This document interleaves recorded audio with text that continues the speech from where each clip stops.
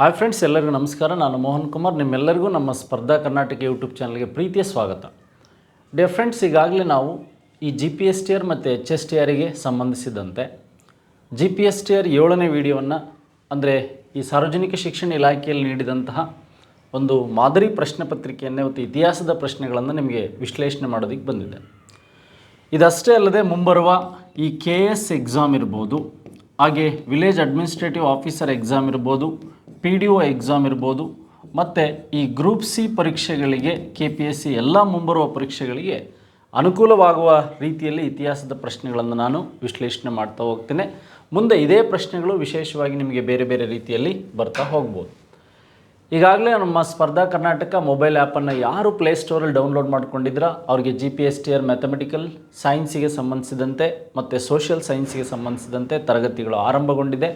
GPSTR ಮತ್ತು HSTR social science, HSTR mathematics science ಈ ವಿಷಯಗಳನ್ನು ನೀವು ಡೌನ್ಲೋಡ್ ಮಾಡಿಕೊಂಡು ಆ್ಯಪನ್ನು ಇಲ್ಲಿ ಮೊಬೈಲಲ್ಲಿ ಏನು ಮಾಡ್ಬೋದು, ನೀವು ಪೇಯ್ಡ್ ವರ್ಷನಲ್ಲಿ ನೋಡ್ತಾ ಹೋಗ್ಬೋದು. ರೆಕಾರ್ಡೆಡ್ ವೀಡಿಯೋಸ್ ಇರುತ್ತೆ. ಪ್ರತಿದಿನ ಸಬ್ಜೆಕ್ಟ್ ವೈಸು ಚಾಪ್ಟರ್ ವೈಸು ಕ್ಲಾಸಸ್ಗಳನ್ನು ನಾವು ಮಾಡಿದ್ದೇವೆ. ಈಗಾಗಲೇ PSI ಪೇಪರ್ ಫಸ್ಟ್ಗೆ ಸಂಬಂಧಿಸಿದಂತಲೂ ಸಹ ನಮ್ಮಲ್ಲಿ ಆ್ಯಪಲ್ಲಿ ವಿಡಿಯೋಗಳು ಸಿಗುತ್ತೆ. ಅದೇ ರೀತಿಯಾಗಿ ನಿಮಗೆ PDO ಇರ್ಬೋದು, ವಿಲೇಜ್ ಅಡ್ಮಿನಿಸ್ಟ್ರೇಟಿವ್ ಆಫೀಸರ್ ಇರ್ಬೋದು, ಲ್ಯಾಂಡ್ ಸರ್ವೇರ್ ಇರ್ಬೋದು, ಮತ್ತು ಬೀಟ್ ಫಾರೆಸ್ಟರ್ ಇರ್ಬೋದು, ಸಪ್ರೇಟ್ ಮ್ಯಾಥ್ಸ್ ಪ್ಯಾಕೇಜ್ ಮತ್ತು ಫುಲ್ ಪ್ಯಾಕೇಜ್ಗಳು ಸಿಗ್ತಾ ಇದೆ. ನಮ್ಮ ಸ್ಪರ್ಧಾ ಕರ್ನಾಟಕ ಆನ್ಲೈನಲ್ಲಿ ಪಡಿಬೋದು. ಹಾಗಾದರೆ ಮುಂಬರುವ ಪರೀಕ್ಷೆಯಲ್ಲಿ ನಮಗೆ 2022 ಅಂದರೆ 2022ರಲ್ಲಿ ಸಾರ್ವಜನಿಕ ಶಿಕ್ಷಣ ಇಲಾಖೆ ನೀಡಿದಂತಹ ಮಾದರಿ ಪ್ರಶ್ನೆ ಪತ್ರಿಕೆಯನ್ನೇ ಇವತ್ತು ನಾನು ವಿಶ್ಲೇಷಣೆ ಮಾಡೋದಕ್ಕೆ ಬಂದಿದ್ದೇನೆ GPSTRಲ್ಲಿ. ನೋಡಿ, ಈ ಕೆಳಗಿನ ಹೇಳಿಕೆಗಳನ್ನು ಓದಿ ಸರಿಯಾದ ಆಯ್ಕೆಯನ್ನು ಆರಿಸಿ ಅಂತಿದೆ. ಗಹಡ್ವಾಲರು ಮನೆತನದ ಸ್ಥಾಪಕರು, ಚಂದ್ರದೇವನಿಗೆ ಸಂಬಂಧಿಸಿದಂತೆ ಒಂದು ಪ್ರಶ್ನೆ ಕೇಳಿದ್ದಾರೆ. ಉಪೇಂದ್ರ ಕೃಷ್ಣರಾಜ ಪರಮಾರ ಮನೆತನವನ್ನು ಸ್ಥಾಪಿಸಿದವನು, ಇಲ್ಲಿ ಪರಮಾರರಿಗೆ ಸಂಬಂಧಿಸಿದಂತೆ ಕೇಳ್ತಾ ಹೋಗಿದ್ದಾರೆ. ನೆಕ್ಸ್ಟು ಮೊದಲ ಮೂಲ ರಾಜ ಸೋಲಂಕಿಯ ಮನೆತನದ ಸ್ಥಾಪಕ ಅಂತಕ್ಕಂಥದ್ದು, ಹಾಗೆ ಚಂದೇಲ ಮನೆತನದ ಸ್ಥಾಪಕ ಭೋಜ ಅಂತಕ್ಕಂಥದ್ದು. ಸರಿಯಾದ ಹೇಳಿಕೆಗಳನ್ನು ಇಲ್ಲಿ ನೀಡಿ ಅಂತ ಕೊಟ್ಟಿದ್ದಾರೆ. ಫಾರ್ ಎಕ್ಸಾಂಪಲ್, ನಮಗೆ ಈ ಉತ್ತರ ಭಾರತದಲ್ಲಿ ಈ UP ಇರ್ಬೋದು, ಮಧ್ಯಪ್ರದೇಶ ಇರ್ಬೋದು, ಗುಜರಾತ್ ಇರ್ಬೋದು, ಈ ಮೂರು ಅಂಶಗಳು ಅಥವಾ ಈ ಮೂರು ರಾಜ್ಯಗಳಲ್ಲಿ ಆಳ್ವಿಕೆ ಮಾಡಿದ ಕೆಲವು ರಜಪೂತ್ ಮನೆತನಗಳು ಮತ್ತು ಆ ಮನೆತನಗಳಿಗೆ ಸಂಬಂಧಿಸಿದಂತೆ ಏನು ಕೇಳ್ತಾ ಹೋಗಿದ್ದಾನೆ, ಇಲ್ಲಿ ಫೌಂಡರ್ಗಳನ್ನು ಕೇಳ್ತಾ ಹೋಗಿದ್ದಾನೆ. 1 and 2 ಸರಿಯಾಗಿದೆ, 1 ಮಾತ್ರ ಸರಿಯಾಗಿದೆ, 1, 2, 3 ಸರಿಯಾಗಿದೆ, 2 ಮತ್ತು 4 ಸರಿಯಾಗಿದೆ. ನೋಡಿ, ಇಲ್ಲಿ ಮೊದಲ ಆಪ್ಷನ್ಸ್, ಎರಡನೇ ಆಪ್ಷನ್ಸ್, ಮೂರನೇ ಆಪ್ಷನ್ಸ್ ನಿಮಗೆ ಗೊತ್ತಿದೆ. ಗಹಲ್ವಾಡರು, ಇಲ್ಲಿ ಚಂದ್ರದೇವ ಅಂತಕ್ಕಂಥದ್ದು ನೋಡ್ತಾ ಹೋಗ್ಬೋದು, ಅಲ್ಲೇ ಕನೂಜ್ ಅಂತಕ್ಕಂಥ ಪ್ರದೇಶದಲ್ಲಿ ಬರುತ್ತೆ.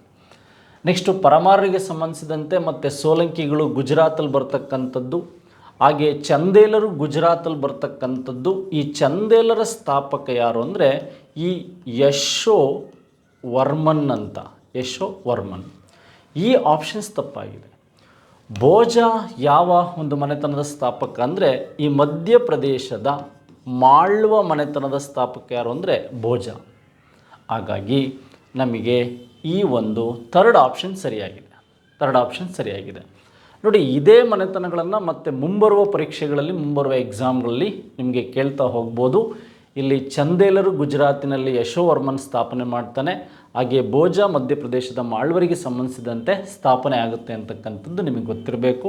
ಇದೇ ಮನೆತನಗಳನ್ನು ಮತ್ತೆ ಬೇರೆ ಎಕ್ಸಾಮ್ಗಳಲ್ಲಿ ಕೇಳ್ತಾ ಹೋಗ್ಬೋದು. ಅಂದರೆ ಇದು ಉತ್ತರ ಭಾರತಕ್ಕೆ ಸಂಬಂಧಿಸಿದಂಥ ಇತಿಹಾಸ. ನೆಕ್ಸ್ಟ್, ಹಾಗಾದರೆ ನಮಗೆ ವಿಶೇಷವಾಗಿ ಇಲ್ಲಿ ಪಟ್ಟಿ 1, ಪಟ್ಟಿ 2 ಹೊಂದಿಸಿ ಸರಿಯಾದ ಉತ್ತರವನ್ನು ಆರಿಸಿ ಬರೆಯಿರಿ ಅಂತ ಕೊಟ್ಟಿದ್ದಾರೆ. ನೋಡಿ, ನಮಗೆ ಈ ದೆಹಲಿ ಸುಲ್ತಾನರ ಕಾಲದಲ್ಲಿ ಬಂದಂಥ ಪ್ರಮುಖವಾದಂಥ ಅಂಶಗಳು, ಈ ಕಂದಾಯ ಪದ್ಧತಿಗಳಲ್ಲಿ ಕೃಷಿ ಮತ್ತು ಭೂಮಿ ಮತ್ತು ಹಿಂದೂಗಳು ಮುಸಲ್ಮಾನರ ಕಾಲದಲ್ಲಿ ಬಂದಂಥ ತೆರಿಗೆಗಳೇನಿದೆ ಡೆಲ್ಲಿ ಸುಲ್ತಾನ್ಸಲ್ಲಿ, ಆ ಮುಖ್ಯವಾದಂಥ ತೆರಿಗೆಗಳು ಈಗ ಖಿಲ್ಜಿ ಕಾಲದಲ್ಲಿರ್ಬೋದು, ಬೇರೆ ಬೇರೆ ವಿಧಾನದಲ್ಲಿ ಬಂದಂಥ ಪ್ರಶ್ನೆಗಳು. ನೋಡಿ, ಇಲ್ಲಿ ಮ್ಯಾಟ್ ದ ಫಾಲೋಯಿಂಗ್ ಕೊಟ್ಟಿದ್ದಾರೆ. ಜಿಸಿಯಾ ಅಥವಾ ಈ ಒಂದು ಜಿಜಿಯಾ ತೆರಿಗೆ ಅಂತಕ್ಕಂಥದ್ದು ನಿಮಗೆ ಗೊತ್ತಿದೆ. ಹಿಂದೂಗಳ ಮೇಲೆ ಇರ್ತಕ್ಕಂಥ ಧಾರ್ಮಿಕ ತೆರಿಗೆ ಅಂತ ಗೊತ್ತಿದೆ. ಈ ಜಿಸಿಯಾ ಅಂತಕ್ಕಂಥದ್ದು ಆಪ್ಷನ್ 2. ಇಲ್ಲೇದಾದರೂ ಆಪ್ಷನ್ 2 ಇದೆಯಾ? ಇಲ್ಲಿದೆ ಆಪ್ಷನ್ 2. ಹಾಗಾದರೆ ಮತ್ತೆ ನಿಮಗೆ ಉಶ್ರ್ ಮತ್ತು ಅಂದರೆ ಖರಜ್ ಮತ್ತು ಉಶ್ರ್ ಬಗ್ಗೆ ನಿಮಗೆ ಗೊತ್ತಿಲ್ಲ ಅಂದರೆ ಜಕಾತ್ ಅಂತ ಗೊತ್ತಿದೆ ನಿಮಗೆ. ಜಕಾತ್ ವಿಶೇಷವಾಗಿ ಮುಸ್ಲಿಮರ ಮೇಲೆ ಇರುವ ಕೃಷಿ ತೆರಿಗೆನೋ ಅಥವಾ ಮುಸ್ಲಿಂ ಪ್ರಜೆಗಳ ಮೇಲೆ ಇರುವ ಆಸ್ತಿಯ ತೆರಿಗೆನೋ ಅಂತಕ್ಕಂಥದ್ದು ಬೇಕು. ಈಗ ಥರ್ಡ್ ಆಪ್ಷನ್ಸಲ್ಲಿ ಈ ಜಕಾತ್ ಅಂತಕ್ಕಂಥದ್ದೇನಿದೆ ಮುಸ್ಲಿಮರ ಮೇಲೆ ಇರತಕ್ಕಂಥ ಪ್ರಜೆಗಳ ಆಸ್ತಿ ತೆರಿಗೆ. ಹಾಗಾದರೆ ಖರಜ್ ಅಂದರೆ ನಿಮಗೆ ವಿಶೇಷವಾಗಿ ನೋಡ್ತಾ ಹೋಗ್ಬೋದು ಮುಸ್ಲಿಮರ ಮೇಲೆ ಇರತಕ್ಕಂಥ ಭೂ ತೆರಿಗೆ ಏನಿದೆ ಇದು ಖರಜ್ ತೆರಿಗೆ ಅಂತ ಕರಿತೀವಿ, ಆಪ್ಷನ್ 1. ಉಶ್ರ್ ಅಂದರೆ ಮುಸ್ಲಿಮರ ಮೇಲೆ ಇರತಕ್ಕಂಥ ಒಂದು ಕೃಷಿ ತೆರಿಗೆಯನ್ನು ಉಶ್ರ್ ಅಂತ ಕರೀತಾರೆ. ಈ ಆಪ್ಷನ್ ಸ್ನೇಹಿತರೆ ಸರಿಯಾಗಿದೆ. ಇಲ್ಲಿ ಜಿಸಿಯಾ ಅಥವಾ ಜಿಜಿಯಾ ಹಿಂದೂಗಳ ಮೇಲೆ ಇರುವ ಧಾರ್ಮಿಕ ತೆರಿಗೆ ಏನಾಗಿತ್ತು ಅಂದರೆ ಇದು ನಿಮಗೆ ಗೊತ್ತಾಗಬೇಕು. ಇದು ದೆಹಲಿ ಸುಲ್ತಾನರ ಕಾಲದಲ್ಲಿ ಬರ್ತಕ್ಕಂಥ ಒಂದು ಮುಖ್ಯ ಅಂಶ. ಈ 4 ಅಂಶಗಳಿಗೆ 4 ಮೀನಿಂಗನ್ನು ನೆನಪಿಟ್ಕೊಳ್ಳಿ. ಇದೇ ಆಪ್ಷನ್ಸ್ಗಳು ನೆಕ್ಸ್ಟ್ ಮ್ಯಾಟ್ ಫಾಲೋಯಿಂಗಲ್ಲಿ ಬರಬಹುದು. ರಿಪೀಟೆಡ್ ಕ್ವಶನ್ಸ್ಗಳು ಸಾರ್ವಜನಿಕ ಶಿಕ್ಷಣ ಇಲಾಖೆಯಲ್ಲಿ ಹೆಚ್ಚಾಗಿರುತ್ತೆ. ಹಾಗಾದರೆ ನಾವು ಮುಂದಿನ ಅಂಶಗಳಲ್ಲಿ ನೋಡೋದಾದರೆ ಈ ಮನೆತನಗಳ ಸರಿಯಾದ ಕಾಲಾನುಕ್ರಮಣಿಕೆಯನ್ನು ಜೋಡಿಸಿ ಅಂತ ನೋಡಿ. ನಮಗೆ ವಿಶೇಷವಾಗಿ 1336ರಿಂದ ವಿಜಯನಗರ ಸಾಮ್ರಾಜ್ಯ ಸ್ಥಾಪನೆ ಆಗಿದ್ರ ಬಗ್ಗೆ ಮಾತಾಡ್ತಾ ಹೋಗೋಣ. ನೋಡಿ, ಇಲ್ಲಿ 1336ರಿಂದ 1485ರವರೆಗೆ ಸಂಗಮ್ ವಂಶ ಇತ್ತು. ಸಂಗಮ್ ಸಾಳುವ ಆದಮೇಲೆ ತುಳುವ ಬರುತ್ತೆ. 1485ರಿಂದ 1505ರವರೆಗಿದ್ದದ್ದು ಸಾಳುವ. ಹಾಗೆ 1505ರಿಂದ 1570ರವರೆಗಿದ್ದಂಥದ್ದು ತುಳುವ ಸಂತತಿ. ಕೊನೆಯದಾಗಿ 1570ರಿಂದ 1646ರವರೆಗಿದ್ದಂಥದ್ದು ಈ ಅರವೀಡು ಸಂತತಿ. ಹಾಗಾದರೆ ನಮಗೆ ಇದು ಮೊದಲ ಸಂತತಿ ಆಗುತ್ತೆ, ಇದು 2ನೇ ಸಂತತಿ ಆಗುತ್ತೆ, ಇದು 3ನೇ ಸಂತತಿ ಆಗುತ್ತೆ, ಇದು 4ನೇ ಸಂತತಿ ಆಗುತ್ತೆ. ನೋಡಿ, ನಮಗೆ ಡಿ ಆಪ್ಷನ್ಸ್ ಎಲ್ಲಾದರೂ ಇದೆಯಾ ಕಾಲಾನುಕ್ರಮದಲ್ಲಿ? ಡಿ ಇದೆ, ಡಿ ಆದಮೇಲೆ ಎ ಇದೆ, ಎ ಆದಮೇಲೆ ಬಿ ಇದೆ, ಬಿ ಆದಮೇಲೆ ಸಿ ಇದೆ. ಲಾಸ್ಟ್ ಆಪ್ಷನ್ ಸರಿ. ನೋಡಿ, ಸಂಗಮ್ ವಂಶದ ಸ್ಥಾಪಕರು ಹಕ್ಕ ಬುಕ್ಕರು ಅಂತ ಗೊತ್ತಿದೆ. ಅರವೀಡು ಸಂತತಿಯ ಸ್ಥಾಪಕ ತಿರುಮಲ ಅಂತಕ್ಕಂಥದ್ದು ಗೊತ್ತಿರಬೇಕು. ತುಳುವ ಸಂತತಿಯ ಸ್ಥಾಪಕ ತುಳುವ ವೀರ ನರಸಿಂಹ ಅಂತ ಗೊತ್ತಿರಬೇಕು. ಸಾಳುವ ನರಸಿಂಹ ಅಂತ ಗೊತ್ತಿರಬೇಕು, ಸಾಳುವ ಸಂತತಿ. ಹಾಗಾದರೆ ತುಳುವ ಸಂತತಿಯ ಕಾಲದಲ್ಲೇ ಶ್ರೀಕೃಷ್ಣ ದೇವರಾಯ ಬರೋದು 1509ರಲ್ಲಿ ಶ್ರೀಕೃಷ್ಣ ದೇವರಾಯ ಅಧಿಕಾರಕ್ಕೆ ಬಂದಿದ್ದರ ಬಗ್ಗೆ ಪ್ರಶ್ನೆ ಕೇಳಿದ್ದಾರೆ. ಹಾಗೆ ತಾಳಿಕೋಟೆ ಕದನ ನಡೆದಂಥದ್ದು ಸಹ ತುಳುವ ಸಂತತಿಯ ಸಂದರ್ಭದಲ್ಲಿ. ಹಾಗಾದರೆ ನಮಗೆ ಈ ಒಂದು ಸಂಗಮ್ ಸಂತತಿಯಲ್ಲಿ ಪ್ರೌಢದೇವರಾಯ ಅಥವಾ 2ನೇ ದೇವರಾಯ ಈ ಗಜಬೆಂಟೆಗಾರ ಬರ್ತಕ್ಕಂಥದ್ದು ಇವನ ಕಾಲದಲ್ಲಿ ಸಂಗಮ್. ಇದೇ ಮನೆತನಗಳನ್ನು ಇಯರ್ ವೈಸ್ ಕೇಳ್ಬೋದು, ಸ್ಥಾಪಕರ ವೈಸ್ ಕೇಳ್ಬೋದು. ಹಕ್ಕಬುಕ್ಕ, ತಿರುಮಲ, ತುಳುವ ವೀರ ನರಸಿಂಹ, ಸಾಳುವ ನರಸಿಂಹ ಫೌಂಡರ್ಗಳನ್ನು ನೀವು ಆರ್ಡ್ರಾಗಿ ನೆನ್ಪಿಟ್ಕೊಳ್ಳಿ. ಇಲ್ಲಿ ಪ್ರಶ್ನೆಗಳು ಮತ್ತೆ ಬೇರೆ ಬೇರೆ ವಿಧಾನದಲ್ಲಿ ಬರ್ಬೋದು. ಹಾಗಾದರೆ 3ನೇ ಪ್ರಶ್ನೆಗೆ ಆಪ್ಷನ್ ಡಿ ಸರಿಯಾದ ಉತ್ತರ ಆಯಿತು ಸ್ನೇಹಿತರೆ. ನೋಡಿ, ಇಲ್ಲೊಂದು ಪ್ರಶ್ನೆ ನಮಗೆ ಕೊಡ್ತಾ ಹೋಗಿದ್ದಾನೆ. ಈ ಪ್ರಶ್ನೆಗೆ ಸಂಬಂಧಿಸಿದಂಥ ಅಂಶಗಳನ್ನು ನಾವು ಯಾವ ರೀತಿ ಕಂಡುಹಿಡಿಬೋದು? ನೋಡಿ, ಇಲ್ಲಿ ಫಸ್ಟ್ ನಮಗೆ ಈ ಕೆಳಗಿನ ರಾಜರ ಆಳ್ವಿಕೆ ಸರಿಯಾದ ಕಾಲಾನುಕ್ರಮಿಕೆಯನ್ನು ಜೋಡಿಸಿ ಅಂತ ಇದೆ. ನಮಗೆ 1347ರಲ್ಲಿ ಈ ಒಂದು ಬಿಜಾಪುರದ ಬಹುಮನಿ ಸುಲ್ತಾನರ ಸಾಮ್ರಾಜ್ಯ ಸ್ಥಾಪನೆ ಆಗುತ್ತೆ. ಅದೇ ರೀತಿ ನಮಗೆ ಈ 1089ರಲ್ಲಿ ಏನಾಗುತ್ತೆ ಅಂದರೆ ಇದು ಬಹುಮನಿ, ಇದು ಬಿಜಾಪುರ. ಈ ಬಿಜಾಪುರ ಸಾಮ್ರಾಜ್ಯದ ಸ್ಥಾಪಕ ಯಾರು ಅಂದರೆ ಯೂಸಿಫ್ ಆದಿಲ್ ಶಾ ಅಥವಾ ಯೂಸಿಫ್ ಆದಿಲ್ ಖಾನ್. ಯೂಸಿಫ್ ಆದಿಲ್ ಖಾನ್ ಆದಮೇಲೆ ಇಸ್ಮಾಯಿಲ್ ಆದಿಲ್ ಶಾ ಬರ್ತಾನೆ, 1ನೇ ಇಬ್ರಾಹಿಂ ಆದಿಲ್ ಶಾ ಬರ್ತಾನೆ, 1ನೇ ಆಲಿ ಆದಿಲ್ ಶಾ ಬರ್ತಾನೆ. ಇದಾದಮೇಲೆ ಮತ್ತೆ 2ನೇ ಇಬ್ರಾಹಿಂ ಆದಿಲ್ ಶಾ, 2ನೇ ಆಲಿ ಆದಿಲ್ ಶಾ, ಈ ಥರ ಬರ್ತಾ ಹೋಗ್ತಾರೆ. ನಮಗಿಲ್ಲಿ ಈ ಸಾಮ್ರಾಜ್ಯಗಳ ಸ್ಥಾಪನೆ ಏನಿದೆ, ಈ ಸಾಮ್ರಾಜ್ಯಗಳ ಸ್ಥಾಪನೆಗೆ ಸಂಬಂಧಿಸಿದಂತೆ ವಿಶೇಷವಾದ ಮಾಹಿತಿ ಬೇಕಾಗುತ್ತೆ. ಹಾಗಾಗಿ ಇಲ್ಲಿ ಎ ಆಪ್ಷನ್ ಸರಿಯಾಗಿದೆ ಅಂತ ಗೊತ್ತಿರಬೇಕು. ಈ ಒಂದು ಬಿಜಾಪುರದ ಆದಿಲ್ ಶಾಹಿಗಳ ಸ್ಥಾಪಕ ಯಾರು ಅಂದರೆ ಯೂಸಿಫ್ ಆದಿಲ್ ಶಾಹಿ 1510ರಲ್ಲಿ ಗೋವಾ ಇವರ ಕಾಲದಲ್ಲಿ ರಾಜಧಾನಿ ಆಗಿದ್ದರ ಬಗ್ಗೆ ನಿಮಗೆ ಮಾಹಿತಿ ಬೇಕು. ನೆಕ್ಸ್ಟ್ ಹಾಗಾದರೆ ಈ ಒಂದು ಅಲ್ಲಾ ಉದ್ದೀನ್ ಹಸನ್ ಗಂಗು ಬಹುಮನ್ ಶಾ ಅಂತಕ್ಕಂಥವನು ಬಹುಮನಿ ಸಾಮ್ರಾಜ್ಯದ ಸ್ಥಾಪಕ. 1347ರಲ್ಲಿ ಸಾಮ್ರಾಜ್ಯ ಸ್ಥಾಪನೆ ಆಗಿದ್ರ ಬಗ್ಗೆ ನಮಗೆ ಮಾಹಿತಿ ಬೇಕು. ನೋಡಿ, 4ನೇ ಪ್ರಶ್ನೆಗೆ ಇದು ABCD ಸರಿಯಾಗಿದೆ ಅಂತಕ್ಕಂಥ ಉತ್ತರ ನಮಗೆ ಗೊತ್ತಾಗ್ತಾ ಹೋಯಿತು ಸ್ನೇಹಿತರೆ. ನೆಕ್ಸ್ಟ್ ಹಾಗಾದರೆ ಮುಂದಿನ ಪ್ರಶ್ನೆ ನೋಡ್ತಾ ಹೋಗೋಣ. ಇಲ್ಲಿ ಒಂದು ಬಹಳ ವಿಶೇಷವಾದ ಪ್ರಶ್ನೆ ಕೇಳ್ತಾ ಹೋಗಿದ್ದಾರೆ. ನೋಡಿ, ನಮಗೆ ಇಲ್ಲಿ ಹೊಂದಿಸಿ ಸರಿಯಾದ ಹೊಂದಿಕೆಯನ್ನು ಬರೆಯಿರಿ ಅಂತ ಕೊಟ್ಟಿದ್ದಾರೆ. ABC ಇದೆ. ನಮಗೆ ಆಲ್ಮೋಸ್ಟ್ ಒಂದು ಪ್ರಶ್ನೆಯಲ್ಲಿ ಗೆಸ್ ಮಾಡ್ಬೋದು. ಈಗ ರೀಸೆಂಟಾಗಿ ನಮಗೆ ಎಕ್ಸಾಮಲ್ಲಿ ಕೇಳಿರೋ ಪ್ರಶ್ನೆ ಅಂದರೆ, ಇಲ್ಲಿ ನಮಗೆ ಈ ಗೋಳ ಗುಮ್ಮಟ ಏನಿದೆ, ಈ ಗೋಳ ಗುಮ್ಮಟ ನಿರ್ಮಾಣ ಆಗಿದ್ದು ದಕ್ಷಿಣ ಭಾರತದ ಅತ್ಯಂತ ದೊಡ್ಡ ಗುಮ್ಮಟ. 1527ರಿಂದ 1627ರಿಂದ 1657 ಅಂತ ಎಕ್ಸಾಮಲ್ಲಿ ಬಂದಿತ್ತು. ಇದು ಯಾರ ಕಾಲದಲ್ಲಿ ಆಯಿತು ಅಂದರೆ ಮೊಹಮ್ಮದ್ ಆದಿಲ್ ಶಾ ಅಂತ ಗೊತ್ತಿರಬೇಕು. ಆದರೆ ಇಲ್ಲಿ ಬುಕ್ಸ್ ಪ್ರಕಾರ 1656 ಮೊಹಮ್ಮದ್ ಆದಿಲ್ ಶಾ. ನೋಡಿ, ನಮಗೆ 3ಗೆ ಎಲ್ಲಾದರೂ 2 ಇದೆಯಾ ಅಂತ ಗೊತ್ತಾಯ್ತು ಇಲ್ಲಿ. ಹಾಗಾದರೆ ನಮಗೆ 2ನೇ ಇಬ್ರಾಹಿಂ ಆದಿಲ್ ಶಾ ಕಾಲದಲ್ಲಿ ಈ ದಕ್ಷಿಣದ ತಾಜ್ ಮಹಲ್ ಆದಂತಹ ಇಬ್ರಾಹಿಂ ರೋಜಾ ಅಂತಕ್ಕಂಥದ್ದು ನಿರ್ಮಾಣ ಆಗುತ್ತೆ. ಈ ಇಬ್ರಾಹಿಂ ರೋಜಾ ನಿರ್ಮಾಣ ಆಗಿದ್ದು ಇವನ ಕೊನೆಯ ಕಾಲದಲ್ಲಿ 1526. ಅದಾದಮೇಲೆ ಗೋಲ್ ಗುಂಬಾಸ್ ಆಗುತ್ತೆ. ಗೋಲ್ ಗುಂಬಾಸ್ಗಿಂತ ಮುಂಚೆ ಇಬ್ರಾಹಿಂ ರೋಜಾ ಆಗುತ್ತೆ. ಇಬ್ರಾಹಿಂ ರೋಜಾ ಆದಮೇಲೆ ಗೋಲ್ ಗುಂಬಾಸ್ ನಿರ್ಮಾಣ ಆಗುತ್ತೆ ಅಂತಕ್ಕಂಥದ್ದು. ಬಿಗೆ 1 ಎಲ್ಲಾದರೂ ಇದೆಯಾ ನೋಡಿ, ಇಲ್ಲಿದೆ. ಹಾಗಾದರೆ ನೀವು ಹಾಕ್ಬೋದು. ಈಗ 1656ರಿಂದ 1672ರವರೆಗೆ ಯಾರಿದ್ರು ಅಂದರೆ ಸಿಕಂದರ್ ಆದಿಲ್ ಶಾಗೆ ಸಂಬಂಧಿಸಿದಂಥ ಅಂಶ ಇಲ್ಲೇ ಇದೆ. ಹಾಗಾದರೆ 1ಗೆ 3 ಏನಿದೆ, 2ನೇ ಆಲಿ ಆದಿಲ್ ಶಾನ ಕಾಲದಲ್ಲಿ ಇದ್ದಂಥ ಕಾನ್ಸೆಪ್ಟ್ ಇಲ್ಲಿದೆ. 2ನೇ ಆಲಿ ಆದಿಲ್ ಶಾನ ಕಾಲದಲ್ಲಿ ಇದ್ದಂಥ ಕಾನ್ಸೆಪ್ಟು ಇಲ್ಲಿದೆ. 5ನೇ ಪ್ರಶ್ನೆಗೆ ಇದು ಸರಿಯಾದ ಉತ್ತರ. ಗೋಲ್ ಗುಂಬಾಜ್ ಮತ್ತು ಇಬ್ರಾಹಿಂ ರೋಜಾವನ್ನು, ಅದರ ಕಾಲಘಟ್ಟವನ್ನು, ಅದರ ಶಿಲ್ಪಿಗಳನ್ನು ನೀವು ಸರಿಯಾಗಿ ನೆನಪಿಟ್ಕೊಂಡ್ರೆ ಸಾಕಾಗುತ್ತೆ. ಈ ಪ್ರಶ್ನೆಗೆ ಆನ್ಸರ್ ಮಾಡ್ಬೋದು. ಇದು ಸಾರ್ವಜನಿಕ ಶಿಕ್ಷಣ ಇಲಾಖೆಯ ಒಂದು ಮಾದರಿ ಪ್ರಶ್ನೆ ಪತ್ರಿಕೆಯನ್ನು ನೋಡ್ತಾ ಇದ್ದೀವಿ. ನೋಡಿ, ಇದೇ ಥರ ಮ್ಯಾಚ್ ದ ಫಾಲೋಯಿಂಗ್ ಕೊಟ್ಟಾಗ ನಾವು ಹೆಚ್ಚು ಯೋಚನೆ ಮಾಡ್ತಾ ಹೋಗೋದಕ್ಕಿಂತ ಸಿಂಪಲ್ಲಾಗಿರೋ ಆನ್ಸರನ್ನು ಫಸ್ಟ್ ಹುಡುಕ್ತಾ ಹೋಗಬೇಕು. ನೋಡಿ, ಇಲ್ಲಿ ಪಟ್ಟಿ 1 ಪಟ್ಟಿ 2ರಲ್ಲಿ ಸಂಬಂಧಿಸಿದ ಅಂಶಗಳು ನೀಡಲಾಗಿದೆ. ಹೊಂದುವ ಉತ್ತರವನ್ನು ಆರಿಸಿ ಬರೆಯಿರಿ. ಕಾಳಿದಾಸ ಅಭಿಜ್ಞಾನ ಶಾಕುಂತಲೆ ಇದೆ. ಎಗೆ 4 4ರಲ್ಲೂ ಇದೆ. ಮ್ಯಾಕ್ಸ್ ಮುಲ್ಲರ್ ಅಂತಕ್ಕಂಥವ್ರು ಏನಿದ್ದಾರೆ, ಇವರು ಸಂಸ್ಕೃತ ಎಲ್ಲ ಭಾಷೆಗಳ ಮಾತೃ ಅಂದವರು, ಜರ್ಮನಿಯ ಭಾಷಾ ತಜ್ಞ. ವಿಶೇಷವಾಗಿ ನಾವು ಇವರನ್ನು ಈ ಲಿಂಗ್ವಿಸ್ಟಿಕ್ ಭಾಷಾ ತಜ್ಞಕ್ಕೆ ಸಂಬಂಧಿಸಿದಂತೆ ನೋಡ್ತಾ ಹೋಗ್ತೀವಿ. ಹಾಗೆ ಜೇಮ್ಸ್ ಮಿಲ್ ನಿಮಗೆ ಗೊತ್ತಾಗಿಲ್ಲ, ಮ್ಯಾಕ್ಸ್ ಮುಲ್ಲರ್ ಗೊತ್ತಾಗಿಲ್ಲ ಅಂದರೆ ವಿಲಿಯಂ ಜೋನ್ಸ್ ಓರಿಯೆಂಟೆಡ್ ಲೈಬ್ರರಿಯನ್ನು ಸ್ಟಾರ್ಟ್ ಮಾಡಿ ಈ ದ ಏಷ್ಯಾಟಿಕ್ ಸೊಸೈಟಿ ಆಫ್ ಬೆಂಗಾಲನ್ನು ಸ್ಟಾರ್ಟ್ ಮಾಡಿದವ್ರು ಯಾರು ಅಂದರೆ ಇವರೇ. ನೋಡಿ, ಡಿಗೆ 2 ಎಲ್ಲಾದರೂ ಇದೆಯಾ ಅಂತ ನೋಡಿ, ಇಲ್ಲಿದೆ. ಡಿಗೆ 2 ಎಲ್ಲಿದೆ ಅಂದರೆ ಇಲ್ಲಿದೆ.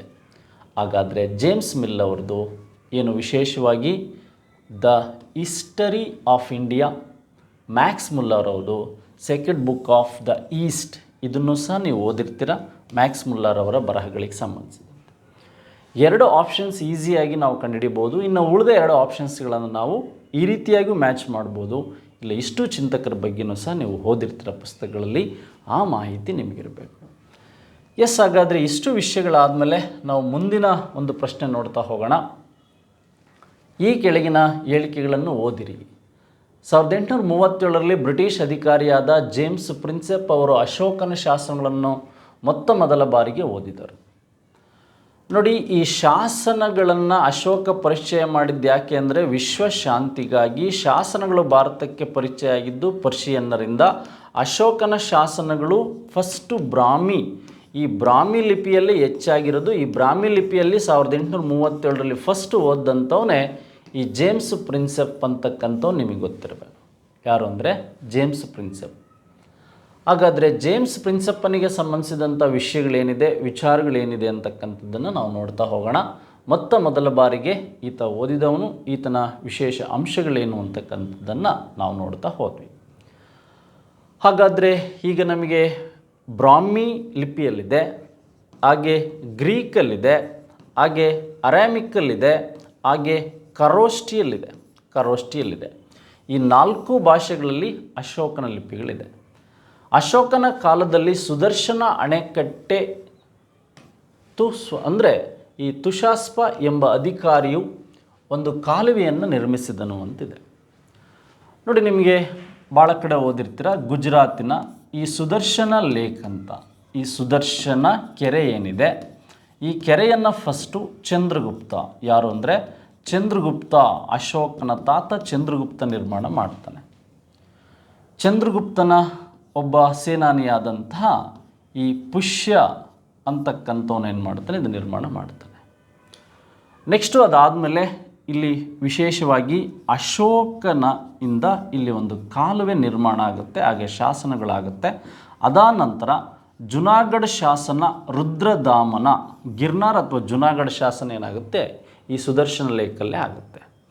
ಹಾಗೆ ಈ ಸುದರ್ಶನ ಬಂಡೆಯಲ್ಲಿ ಅಥವಾ ಜುನಾಗಢ ಅಂತಕ್ಕಂಥ ಪ್ಲೇಸಲ್ಲಿರ್ತಕ್ಕಂಥ ಈ ಒಂದು ವಿಶೇಷವಾದ ಅಂಶ. ನೆಕ್ಸ್ಟ್ ಈ ಸುದರ್ಶನ ಕೆರೆಯನ್ನು ಒಂದು ಮತ್ತೆ ರೀಕನ್ಸ್ಟ್ರಕ್ಷನ್ ಮಾಡಿದವನು ಅಥವಾ ಪರಿಷ್ಕರಣೆಗೊಳಿಸಿದಂಥವನು ಯಾರು ಅಂದರೆ ಸ್ಕಂದಗುಪ್ತ ಅಂತ. ಯಾರು ಅಂದರೆ ಸ್ಕಂದಗುಪ್ತ, ಗುಪ್ತದರೆ. ಈ 4 ಜನರ ಇತಿಹಾಸ ನಿಮಗೆ ಗೊತ್ತಿರಬೇಕು. ನೋಡಿ, ಜುನಾಗಢ ಅಂದರೆ ಗೊತ್ತಿರಬೇಕು, ಗಿರ್ನಾರ್ ಶಾಸನ ಅಂದರೆ ಗೊತ್ತಿರಬೇಕು, ಈ ಒಂದು ಸುದರ್ಶನ ಕೆರೆ ಫಸ್ಟ್ ಚಂದ್ರಗುಪ್ತ ಮೌರ್ಯನಿಂದ ಆಯಿತು. ನೆಕ್ಸ್ಟು ಇದನ್ನು ಸ್ಕಂದಗುಪ್ತ ಮಾಡಿದಂಥದ್ದು, ಇದರ ಒಂದು ತೀರದಲ್ಲಿರ್ತಕ್ಕಂಥದ್ದೇ ಜುನಾಗಢ ಶಾಸನ, ರುದ್ರದಾಮಂದು. ಅಶೋಕನ ಕಾಲದಲ್ಲಿ ಕಾಲುವೆ ಮತ್ತು ಶಾಸನಗಳು ಎರಡೂ ಸಹ ನಿರ್ಮಾಣ ಆಗಿರುತ್ತೆ. ಈ ಎರಡೂ ಸ್ಟೇಟ್ಮೆಂಟ್ಗಳು ಸರಿ ಇದೆ. ಏನಾಗಿದೆ ಇಲ್ಲಿ, ಎರಡೂ ಸ್ಟೇಟ್ಮೆಂಟ್ಗಳು ಸರಿ ಇದೆ ಅಂತಕ್ಕಂಥದ್ದು. ಫಸ್ಟ್ ಒನ್ AB ಎರಡೂ ಸಹ ಸರಿಯಾಗಿದೆ. AB ಎರಡೂ ಸಹ ಸರಿಯಾಗಿದೆ. ಇದನ್ನು ಸಹ ನೀವು ಟೆಕ್ಸ್ಟ್ ಬುಕ್ಸ್ಗಳಲ್ಲಿ ಓದಿರ್ತೀರಾ. ಹಾಗಾದರೆ ಅಶೋಕನ ಹೆಚ್ಚು ಶಾಸನಗಳಿರೋದು ಯಾವ ಲಿಪಿಯಲ್ಲಿ ಅಂದರೆ ಬ್ರಾಹ್ಮಿ ಲಿಪಿಯಲ್ಲಿದೆ. ಬ್ರಾಹ್ಮಿ ಲಿಪಿಯಲ್ಲಿದೆ. ನೆಕ್ಸ್ಟ್ ಹಾಗಾದರೆ 8ನೇ ಪ್ರಶ್ನೆ ಹೀಗಿದೆ ಸ್ನೇಹಿತರೆ, ಈ ಕೆಳಗಿನ ಕಾಯ್ದೆಗಳನ್ನು ಸರಿಯಾದ ಕಾಲಾನುಕ್ರಮಣಿಕೆಯಲ್ಲಿ ಜೋಡಿಸಿ. ನೋಡಿ, ರೆಗ್ಯುಲೇಟಿಂಗ್ ಆ್ಯಕ್ಟ್ ಅಂತಕ್ಕಂಥದ್ದು 1773 ಭಾರತ ಸಂವಿಧಾನ ರಚನೆಯ ಮೊದಲ ಹಂತ ಅಥವಾ ಬುನಾದಿ ಅಂತ ಕರಿತೀವಿ. ಹಾಗೆ ಚೆಲ್ಮ್ಸ್ಫೋರ್ಡ್ ಸುಧಾರಣೆ ಅಂತಕ್ಕಂಥದ್ದು 1900, ಇದು ಚೆಲ್ಮ್ಸ್ಫೋರ್ಡ್ ಸುಧಾರಣೆ 1919ರಲ್ಲಿ ಬಂದಂಥದ್ದು. ಹಾಗೆ ಮಿಂಟೋ ಮಾರ್ಲೆ ಸುಧಾರಣೆ 1909ರಲ್ಲಿ ಬಂದಂಥದ್ದು. ಪಿಟ್ಸ್ ಇಂಡಿಯಾ ಕಾಯ್ದೆ 1784ರಲ್ಲಿ ಬಂದಂಥದ್ದು. ಇದು ಡೀಟೇಲ್ಸ್ ಆಗು ನಾವು ಆವಾಗ ಹೇಳಿದೆ. ಕ್ರೊನಾಲಜಿಕಲ್ ಆರ್ಡರ್ ಕಾಲಾನುಕ್ರಮವಾಗಿ ಜೋಡಿಸಿ ಅಂತ ಕೊಟ್ಟಿದ್ದಾನೆ. ಹಾಗಾದರೆ ಡಿ ಎಲ್ಲೆಲ್ಲಿ ಫಸ್ಟ್ ಇದೆ ಅಂದರೆ ಡಿ ಇಲ್ಲೂ ಫಸ್ಟ್ ಇದೆ, ಡಿ ಇಲ್ಲೂ ಫಸ್ಟ್ ಇದೆ. ಹಾಗಾದರೆ ಡಿ ಆದಮೇಲೆ ಎ ಎಲ್ಲಿ ಫಸ್ಟ್ ಇದೆ ಅಂದರೆ ಎ ಇಲ್ಲಿ ಪಿಟ್ಸ್ ಆ್ಯಕ್ಟ್ ಬರುತ್ತೆ, ಬಿ ಬರುತ್ತೆ, ಸಿ ಲಾಸ್ಟಿಗೆ ಬರುತ್ತೆ. ಇದು 1919ರಲ್ಲಿ ಬಂದಂಥ ಸುಧಾರಣೆ. ನೋಡಿ, ಮಾಡರ್ನ್ ಹಿಸ್ಟ್ರಿಗೆ ಬಂದಂತೆ ಇಂಡಿಯನ್ ಕಾನ್ಸ್ಟಿಟ್ಯೂಷನ್ನ ಲಾಸ್ಟ್ ವಿಡಿಯೋಗಳಲ್ಲಿ ಇವೆಲ್ಲ ಹೇಳಿಕೆಗಳ ಬಗ್ಗೆ, ಸ್ಟೇಟ್ಮೆಂಟ್ಗಳ ಬಗ್ಗೆ ನಾನು ವಿಶೇಷವಾಗಿ ಮಾತಾಡಿದ್ದೀನಿ. ಅದು ನಿಮ್ಮ ಗಮನದಲ್ಲಿರಬೇಕು. ಈ ಥರದ್ದೆಲ್ಲ ಮಾದರಿ ಮತ್ತು ಮ್ಯಾಚ್ ದ ಫಾಲೋಯಿಂಗ್ ಪ್ರಶ್ನೆಗಳನ್ನು ಕೊಡ್ತಾ ಹೋಗಿದ್ದಾರೆ. ನೆಕ್ಸ್ಟ್ ಬೌದ್ಧ ಸಮ್ಮೇಳನಗಳು 1ನೇ 2ನೇ 3ನೇ ಮತ್ತು 1ನೇ ಬೌದ್ಧ ಸಮ್ಮೇಳನ ಅಂತ ಇಲ್ಲಿದೆ. ಇಲ್ಲಿ ವಿಶೇಷವಾಗಿ 1ನೇ ಬೌದ್ಧ ಸಮ್ಮೇಳನ, 2ನೇ ಬೌದ್ಧ ಸಮ್ಮೇಳನ ಮತ್ತು ಇದು 4ನೇ ಬೌದ್ಧ ಸಮ್ಮೇಳನಕ್ಕೆ ಸಂಬಂಧಿಸಿದಂತೆ 1ನೇ ಅಂತಾಗಿದೆ. 4ನೇ ಬೌದ್ಧ ಸಮ್ಮೇಳನ ಮಾಡ್ತಾ ಹೋಗೋಣ. ಈಗ ಅದರಲ್ಲಿ ಏನೇನು ಕೇಳ್ಬೋದು ನೋಡಿ. 1ನೇ ಬೌದ್ಧ ಸಮ್ಮೇಳನ ರಾಜಗೃಹಕ್ಕೆ ಸಂಬಂಧಿಸಿದಂತೆ ಇದೆ, ಅಥವಾ ಈ ಆಪ್ಷನ್ಸಲ್ಲಿ ಏನಾದರೂ ನಾವು ಚೇಂಜ್ ಮಾಡಿಕೊಂಡು ಈಗ ಅಲ್ಲಿ ಕ್ವಶನ್ಸ್ ಆಪ್ಷನ್ಸ್ ತಪ್ಪಾಗಿರೋದ್ರಿಂದ ಇದನ್ನೇನಾದರೂ 4ನೇ ಬೌದ್ಧ ಸಮ್ಮೇಳನ ಮಾಡಿದರೆ ಮ್ಯಾಚ್ ಆಗುತ್ತಾ ನೋಡ್ತಾ ಹೋಗೋಣ. ನೋಡಿ, ಇಲ್ಲಿ ಫಸ್ಟು ನಮಗೆ 2 ಆಪ್ಷನ್ಸ್ ಇದೆ. 1ನೇ ಬೌದ್ಧ ಸಮ್ಮೇಳನ, 1ನೇ ಬೌದ್ಧ ಸಮ್ಮೇಳನಕ್ಕೆ ಸಂಬಂಧಿಸಿದಂತೆ ಆಪ್ಷನ್ ಚೇಂಜ್ ಇಲ್ಲಿ ನೋಡ್ತಾ ಹೋಗೋಣ. 4 ಇಲ್ಲಿದೆ, 4 ಇಲ್ಲೂ ಇದೆ, 4 ಇಲ್ಲೂ ಇದೆ. ಇದನ್ನು ಆ್ಯಕ್ಚುಲಿ 1ನೇ ಬೌದ್ಧ ಸಮ್ಮೇಳನದಲ್ಲೇ ನಮಗೆ ಇಲ್ಲಿ ಎಡಿಟಿಂಗಲ್ಲಿ ಆಗಿರ್ತಕ್ಕಂಥ ಒಂದು ಪ್ರಾಬ್ಲಮ್. ಇಲ್ಲಿ 4 ಇದೆ, ಇಲ್ಲೂ 4 ಇದೆ. 2ನೇ ಬೌದ್ಧ ಸಮ್ಮೇಳನ ಎಲ್ಲಿ ನಡೀತು? ವೈಶಾಲಿ. ಇಲ್ಲೂ 3 ಇದೆ, ಇಲ್ಲೂ 3 ಇದೆ ಅಂತಕ್ಕಂಥದ್ದು ನೋಡ್ತಾ ಹೋಗೋಣ. 3ನೇ ಬೌದ್ಧ ಸಮ್ಮೇಳನ ಪಾಟಲಿಪುತ್ರ ನೋಡಿ. ಹಾಗಾದರೆ ಇಲ್ಲಿ ಆಪ್ಷನ್ಸ್ಗಳೆಲ್ಲ ತಪ್ಪಾಗ್ತಾ ಹೋಗುತ್ತೆ. ಪಾಟಲಿಪುತ್ರದಲ್ಲಿ ಆಪ್ಷನ್ಸ್ಗಳು ತಪ್ಪಾಗ್ತಾ ಹೋಗ್ತಾ ಇದೆ. ಹಾಗಾದರೆ 4ನೇ ಬೌದ್ಧ ಸಮ್ಮೇಳನ ಎಲ್ಲಿ ನಡೀತು ಅಂದರೆ ಕುಂಡಲಿವನದಲ್ಲಿ ನಡೀತು. ಕುಂಡಲಿವನದಲ್ಲಿ ನಡೀತಾ ಹೋಗುತ್ತೆ ಅಂತಕ್ಕಂಥದ್ದನ್ನು ನಾವು ಮಾತಾಡ್ತಾ ಹೋಗೋಣ. ಇಲ್ಲಿ ಆಪ್ಷನ್ಸ್ಗಳು ಯಾವುದು ರೈಟ್ ಆಗುತ್ತೆ ಅಂತಕ್ಕಂಥದ್ದು ನೋಡ್ತಾ ಹೋಗೋಣ. ನೋಡಿ, ಇಲ್ಲಿ 1ನೇ ಬೌದ್ಧ ಸಮ್ಮೇಳನ, ಈ ಆಪ್ಷನ್ಸ್ ಬಿಟ್ಬಿಡಿ. ಈಗ ನಾನು ಮಾತಾಡ್ತಾ ಹೋಗ್ತೀನಿ. ಇಲ್ಲಿ 1ನೇ ಬೌದ್ಧ ಸಮ್ಮೇಳನ, ಇಲ್ಲಿ ವಿಶೇಷವಾಗಿ ನಮಗೆ ವೈಶಾಲಿಯಲ್ಲಿ 2ನೇ ಬೌದ್ಧ ಸಮ್ಮೇಳನ, ಪಾಟಲಿಪುತ್ರದಲ್ಲಿ 3ನೇ ಬೌದ್ಧ ಸಮ್ಮೇಳನ, ಕುಂಡಲಿವನದಲ್ಲಿ 4ನೇ ಬೌದ್ಧ ಸಮ್ಮೇಳನ ಅಂತಿದೆ. ಈ ಆಪ್ಷನ್ಸಲ್ಲಿ ನಾವು ನೋಡ್ತಾ ಹೋದರೆ, ಈ ಆಪ್ಷನ್ಸ್ಗಳಲ್ಲಿ ತಪ್ಪಾಗಿರೋದ್ರಿಂದ ಈ ಆಪ್ಷನ್ಸಲ್ಲಿ ನೋಡ್ತಾ ಹೋಗೋದು. ನೋಡಿ, ಮೊದಲ ಬೌದ್ಧ ಸಮ್ಮೇಳನ ನಡೆದಿದ್ದು 483ರಲ್ಲಿ, 2ನೇ ಬೌದ್ಧ ಸಮ್ಮೇಳನ ನಡೆದಿದ್ದು 383ರಲ್ಲಿ, ಹಾಗೆ 3ನೇ ಬೌದ್ಧ ಸಮ್ಮೇಳನ ನಡೆದಿದ್ದು 250ರಲ್ಲಿ, 4ನೇ ಬೌದ್ಧ ಸಮ್ಮೇಳನ ನಡೆದಿದ್ದು ಯಾವಾಗ ಅಂದರೆ 100 ಕ್ರಿಸ್ತ ಶಕ, ಇವೆಲ್ಲ ಕ್ರಿಸ್ತ ಪೂರ್ವದಲ್ಲಿ ನಡೆಯುತ್ತೆ. BCEನಲ್ಲಿ ಬೆಳೆಯುತ್ತೆ, BCEನಲ್ಲಿ ನಡೆಯುತ್ತೆ. ಬಿಫೋರ್ ಕಾಮನ್ ಇರೋದಲ್ಲಿ ನಡೆಯುತ್ತೆ, ಇದು ಕಾಮನ್ ಇರೋದಲ್ಲಿ ನಡೆಯುತ್ತೆ. ಹಾಗಾದರೆ ಈ ಮೊದಲ ಒಂದು ಬೌದ್ಧ ಸಮ್ಮೇಳನದ ಆಶ್ರಯದಾತ ಯಾರು ಅಂದರೆ ಅಜಾತಶತ್ರು ಅಂತ ಗೊತ್ತಿರಬೇಕು. ಹಾಗಾದರೆ 2ನೇ ಬೌದ್ಧ ಸಮ್ಮೇಳನದ ಆಶ್ರಯದಾತ ಯಾರು ಅಂದರೆ ನಿಮಗೆ ಕಾಲಕೋಶ ಅಂತಕ್ಕಂಥದ್ದು ಗೊತ್ತಿರಬೇಕು. ಹಾಗೆ 3ನೇ ಬೌದ್ಧ ಸಮ್ಮೇಳನದ ಆಶ್ರಯದಾತ ಯಾರು ಅಂದರೆ ಅಶೋಕ ಅಂತ ಗೊತ್ತಿರಬೇಕು. 4ನೇ ಬೌದ್ಧ ಸಮ್ಮೇಳನದ ಆಶ್ರಯದಾತ ಯಾರು ಅಂದರೆ ಕಾನಿಷ್ಕ ಅಂತಕ್ಕಂಥದ್ದು ಗೊತ್ತಿರಬೇಕು. ಇವು ವಿಶೇಷವಾಗಿ ನೀವು ನೆನಪಿರಬೇಕು. ಈಗ ಇಯರ್ ವೈಸ್ ಬರೆದಿದ್ದೇನೆ, ಇಲ್ಲಿ ಇವು ಟೈಪಿಂಗಲ್ಲಿ ಮಿಸ್ಟೇಕ್ ಆಗಿರೋದ್ರಿಂದ ಇಲ್ಲಿ ವಿವರವಾಗಿ ಹೇಳಿದ್ದೇನೆ. ಮೊದಲು ರಾಜಗೃಹ ಅಂದರೂ ಒಂದೇ, ಪಾಟಲಿಪುತ್ರ ಅಂದರೂ ಒಂದೇ, ಗಿರಿವಜ್ರ ಅಂದರೂ ಒಂದೇ. ಈಗಿನ ಪಾಟ್ನದ ಬಗ್ಗೆಯೂ ನಿಮಗೆ ಐಡಿಯಾ ಇರಬೇಕು, ನಡೆದಂಥ ವರ್ಷಗಳು ಮತ್ತು ಅವರ ಆಶ್ರಯದಾತರು. ಮತ್ತು ಮುಂದುವರೆದು ನೀವು ನೆನ್ಪಿಟ್ಕೊಳೋದಾದರೆ ಅಧ್ಯಕ್ಷರನ್ನು ನೆನ್ಪಿಟ್ಕೋಬೇಕಾಗುತ್ತೆ. ಈ ಪ್ರಶ್ನೆಗೆ ಇದು ಈ ಸ್ಟೇಟ್ಮೆಂಟಿಗೆ ಸರಿಯಾದ ಉತ್ತರ. ನೆಕ್ಸ್ಟು, ರಾಷ್ಟ್ರಕೂಟರ ಕಾಲದಲ್ಲಿ ಕವಿಗಳ ಸರಿಯಾದ ಗುಂಪನ್ನು ನೀವು ಇಲ್ಲಿ ವಿಶೇಷವಾಗಿ ಜೋಡಿಸ್ತಾ ಹೋಗಿ ಅಂತ ಹೇಳಿದರೆ ತ್ರಿವಿಕ್ರಮ, ಅಲಯುಧ, ಜಿನಸೇನ, ಗುಣಭದ್ರ. ತ್ರಿವಿಕ್ರಮ, ಅಲಯುಧ, ಜಿನಸೇನ, ರವಿಕೀರ್ತಿ. ಅಲಯುಧ, ಜಿನಸೇನ, ಗುಣಭದ್ರ, ವಿಜ್ಜಿಕ. ರವಿಕೀರ್ತಿ, ವಿಜ್ಜಿಕ, ಅಂಕಳ ಮತ್ತು ಶಿವಭಟ್ಟಾಚಾರ್ಯ. ವಿಶೇಷವಾಗಿ ಇದು ಮೊದಲು ನೋಡ್ಬೋದು ನಾವು. ತ್ರಿವಿಕ್ರಮ, ಅಲಯಾನ ಮತ್ತು ಜಿನಸೇನ, ಗುಣಭದ್ರ ರಾಷ್ಟ್ರಕೂಟ ಕಾಲದಲ್ಲಿ ಬರ್ತದ್ದು. ಕನ್ನಡದ ಕೀರ್ತಿಯನ್ನು ಉತ್ತರ ಭಾರತಕ್ಕೆ ಕೊಂಡೊಯ್ದಂಥವ್ರು ಈ ರಾಷ್ಟ್ರಕೂಟರು. ಇವರಿಗೆ ಸಂಬಂಧಿಸಿದಂಥ ಪ್ರಶ್ನೆ ಇಲ್ಲಿ ನೀವು ನೋಡ್ತಾ ಹೋಗ್ಬೋದು, ಫಸ್ಟ್ ಒನ್. ನೆಕ್ಸ್ಟ್, ಹಾಗಾದರೆ ಮತ್ತೊಂದು ಹೇಳಿಕೆಯಲ್ಲಿ ಸ್ಟೇಟ್ಮೆಂಟನ್ನು ಕೊಡ್ತಾ ಹೋಗಿದ್ದಾರೆ. ಈ ಕೆಳಗಿನ ಹೇಳಿಕೆಗಳನ್ನು ಓದಿರಿ. ನೋಡಿ, ಕೇಂದ್ರ ಶಾಸನ ಸಭೆ 8th, 9th, 10th ಬುಕ್ಸಲ್ಲಿ ಅಂದರೆ 16ರಿಂದ 60ಕ್ಕೆ ಹೆಚ್ಚಿಸಿದ್ದು ಸದಸ್ಯರನ್ನು. ಪ್ರಾಂತ್ಯಗಳಲ್ಲಿ ಶಾಸನ ಸಭೆ ಸದಸ್ಯರ ಸ್ಥಾನಮಾನವನ್ನು ಹೆಚ್ಚಿಸಿದ್ದು. ಮೊದಲ ಬಾರಿಗೆ ಚುನಾವಣೆ ಮೂಲಕ ಶಾಸನ ಸಭೆಗೆ ಆಯ್ಕೆಯಾಗಿದ್ದು. ಮುಸ್ಲಿಮರಿಗೆ ಪ್ರತ್ಯೇಕ ರಾಜಕೀಯ ಪ್ರತಿನಿಧಿ, ಪ್ರತ್ಯೇಕ ಚುನಾವಣಾ ಮತಗಟ್ಟೆಯನ್ನು ನೀಡಿದ್ದು. ಈ ಮಿಂಟೋ ಮಾರ್ಲೆ ರಿಫಾರ್ಮ್ಸ್ ಅಂತ ಏನು ಕರಿತೀವಿ, ಈ ಕಾಯ್ದೆ 1909ರ ಭಾರತೀಯ ಪರಿಷತ್ ಕಾಯ್ದೆ ಅಂತ ಏನು ಕರಿತೀವಿ, ಇದನ್ನೇ ಮಿಂಟೋ ಮಾರ್ಲೆ ಅಂತ ಕರಿತೀವಿ. ಈ ಆಪ್ಷನ್ ಸರಿಯಾಗಿದೆ. ಈ ಆಪ್ಷನ್ಸ್ಗಳ ಬಗ್ಗೆ ನಾನು ಈಗಾಗಲೇ ಮಾತಾಡಿದ್ದೀನಿ, ಲಾಸ್ಟ್ ವಿಡಿಯೋಗಳಲ್ಲೂ ಸಹ ನೀವು ಇದನ್ನು ಚರ್ಚೆ ಮಾಡಬಹುದು. ಎಸ್, ಹಾಗಾದರೆ ಇಷ್ಟು 11ನೇ ಪ್ರಶ್ನೆಗೆ ಉತ್ತರ ಆಯಿತು. ಈಗ ಮುಂದಿನ ಪ್ರಶ್ನೆ ಇದೆ. ಗುಪ್ತರ ಇತಿಹಾಸವನ್ನು ತಿಳಿದುಕೊಳ್ಳಲು ಸಹಾಯಕವಾದ ಅಂದರೆ ಆಕಾರಗಳು, ಸೋರ್ಸಸ್, ಆಧಾರಗಳು ಯಾವುದು ಅಂತ ಕೇಳ್ತಾ ಹೋಗಿದ್ದಾನೆ. ನೋಡಿ, ನಿಮಗೆ ತುಂಬ ಸಲ ರಿಪೀಟ್ ಆಗಿರೋ ಪ್ರಶ್ನೆ. ಅಲಹಾಬಾದ್ ಸ್ತಂಭ ಶಾಸನ ಇದು ಸಮುದ್ರಗುಪ್ತನ ದಿಗ್ವಿಜಯಗಳ ಬಗ್ಗೆ ಹೇಳುತ್ತೆ.